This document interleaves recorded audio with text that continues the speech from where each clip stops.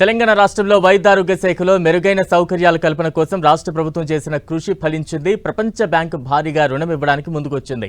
ఈ నిధుల ద్వారా జాతీయ రహదారుల వెంట జరిగే ప్రమాదాలలో మరణాల సంఖ్యను తగ్గించడం, క్యాన్సర్ ఆసుపత్రుల ఏర్పాటు, సిబ్బంది నియామకం, ప్రజలకు ప్రభుత్వ ఆసుపత్రులపై విశ్వాసం పెంచడం లాంటివి చేస్తున్నామని మంత్రి దామోదర్ తెలిపారు.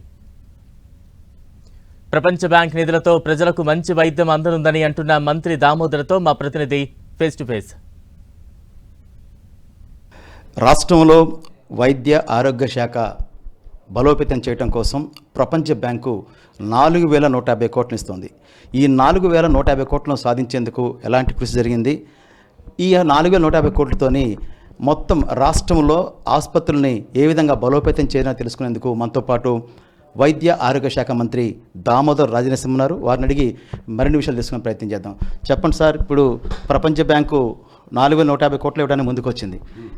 ఇప్పటి వరకు ఉన్నటువంటి ఆసుపత్రులకు భిన్నంగా మొత్తం రాష్ట్రంలో స్ట్రెంథెన్ చేయడం కోసం ఎలాంటి చర్యలు తీసుకోబోతున్నారు? ఈ నిధులు ఎలా వినియోగించబోతున్నారు? ఈ ప్రోగ్రాము ఒక 6 సంవత్సరాల ప్రోగ్రాము. ప్రధానంగా వరల్డ్ బ్యాంక్ని అప్రోచ్ కావడము, వాళ్ళు మేమిచ్చిన ప్రపోజల్ని స్టడీ చేయడము, తర్వాత చర్చలు జరగడం, ఆ చర్చల ఫలితమే ఈరోజు మనకు శాంక్షన్ అయిన 4,150 కోట్ల రూపాయల వరల్డ్ బ్యాంక్ రుణము. ఇది రాబోయే 5 సంవత్సరాలు 6 సంవత్సరాలు మనం వెచ్చించాలి. ప్రధానంగా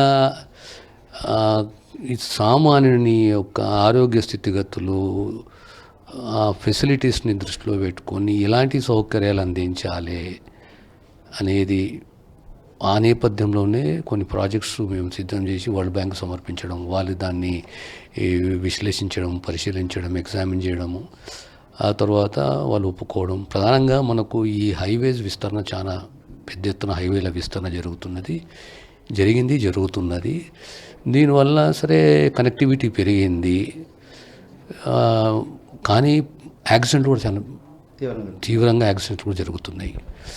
ఈ యాక్సిడెంట్లు జరిగినప్పుడు తక్షణమే 10 నిమిషాలలో ఆ బ్లాక్ స్పాట్స్ కాడ అంబులెన్స్ని ఏర్పాటు చేసి 10 నిమిషాలలో కనీసము ఆ ట్రామా కేర్ సెంటర్కు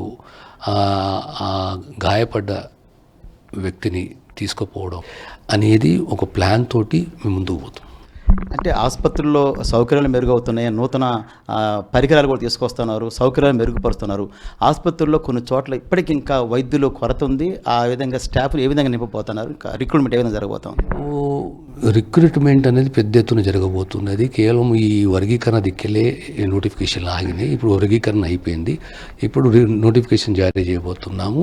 కనీసము హెచ్ఆర్ అనేది మినిమం 85-90% హెచ్ఆర్ ఉండాలి. దానితో హాస్పిటల్ బ్రాండింగ్ ఉండాలి. ప్రత్యేకంగా ప్రైమరీ హెల్త్ సెంటర్కు గవర్నమెంట్ ఇది టెరిషరీ హాస్పిటల్ మధ్యలో ఉన్నది మాకు జీజీహెచ్లు ఉన్నాయి కనుక ఆ జీజీహెచ్లను ఏ రకంగా బలోపేతం చేయాలి, దానికి తోడు తాలూకా హాస్పిటల్స్ 100 బెడ్డెడ్ 150 బెడ్డెడ్ హాస్పిటల్ని ఏ రకంగా స్ట్రెంథెన్ చేయాలని ఒక ప్లాన్ తోడు ముందుకు పోతుంది. ఇది పరిస్థితి. ప్రభుత్వ ఆసుపత్రుల్లో వెళ్ళాలంటే ప్రజలు తమకు విశ్వాసం కల్పించే విధంగా మేము ఆసుపత్రిని ప్రక్షాళన చేయబోతున్నాం. మెరుగైన సౌకర్యాలు ఇంకా ఈ యొక్క ప్రపంచ బ్యాంక్ నిధులతో మెరుగైన సౌకర్యాలు కల్పించబోతున్నామని కూడా దామోదర్ రాజనరసింహ చెప్తున్నారు. కెమెరా పర్సన్ వినోద్తో పివి రావు, 10 టీవీ, సంగారెడ్డి నుంచి.